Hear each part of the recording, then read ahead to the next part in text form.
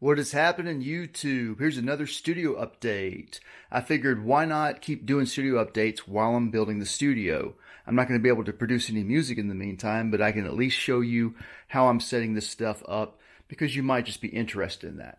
So what I'm going to talk about now are the effects that I like to always use, my always on effects, so to speak. And the ones I'm going to show you are going to be mostly in parallel, but some will be in series. So hopefully we'll discuss that as well. So first on the list is the Chase Bliss Maris CXM 1978. And this is a reverb pedal, stereo in, stereo out. It features Lexicon algorithm reverbs. It's really awesome. Definitely my favorite reverb pedal that I have. Next to it is the Von Gogh Polyphrase, stereo in, stereo out. And you can also use one of the channels as an effects loop if you don't mind the output being in mono. This is absolutely my favorite delay pedal. Next up is the controversial TC Electronic June 60 version 1. Everybody hated this pedal except for me, I think. I discussed this in another video from several years ago, but for me, this pedal works beautifully because it works in tandem with this mixer because it's a parallel effect. And if anything, when you're using parallel effects, you don't want to have too much of the original signal back in with that one because it could cause phase shifting issues, which are not really great sounding. Next to it is the TC Helicon Voice Tone Create XT. This is what I use with my wireless microphone. This helps sweeten the voice up, and it also has some really cool effects. Next to it is the Strymon Deco. And this thing is just a really cool way to add presence to any of the synthesizers. I love to use this with drum machines mainly. Bass drum with this is just beautiful.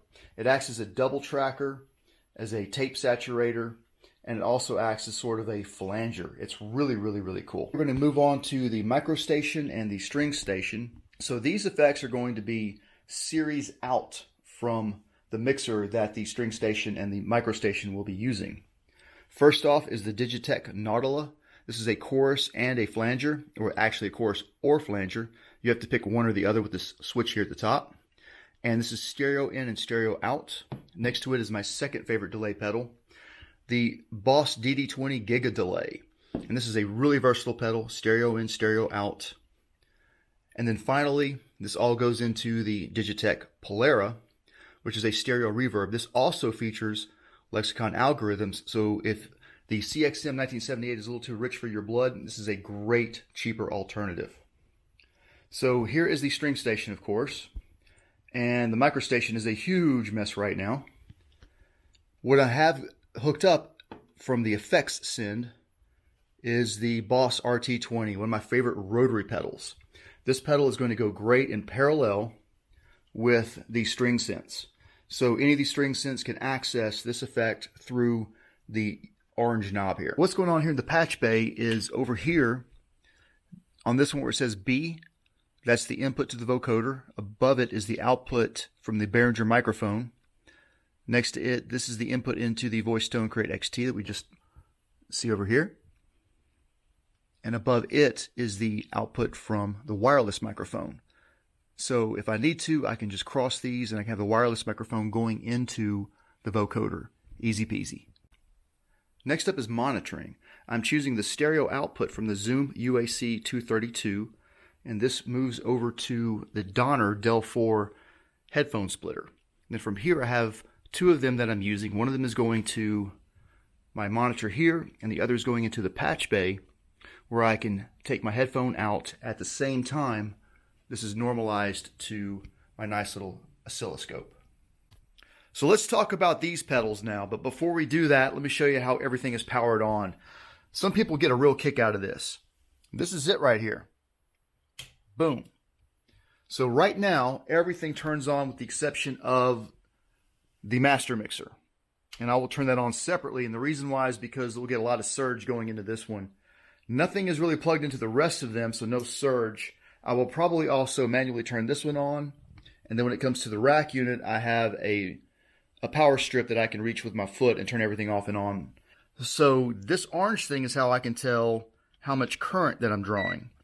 So I have this little clamp meter, and I can hook it in here, and we can see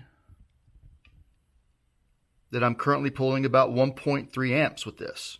These three pedals are all daisy chained off of the same wall wart, which is this awesome one spot 9-volt, carries about 1.7 amps.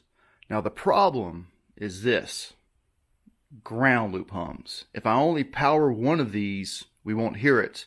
But as soon as I add more to the mix, we get a ground loop.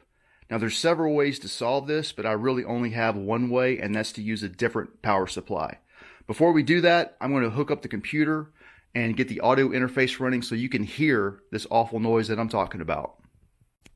But before I hook up the audio interface, I need to talk about the alternatives, which are these three wall warts. Each of these runs at 5 volts only, but they're center positive, which means that I'll need to use some adapters to swap the polarity. No problem. Okay, now I'm using my wireless microphone and I'm recording into the audio interface. In order to sync the video with the audio later though, I will have to do some kind of a visual cue, and that's why I have something like a pocket operator set up to do just that very thing.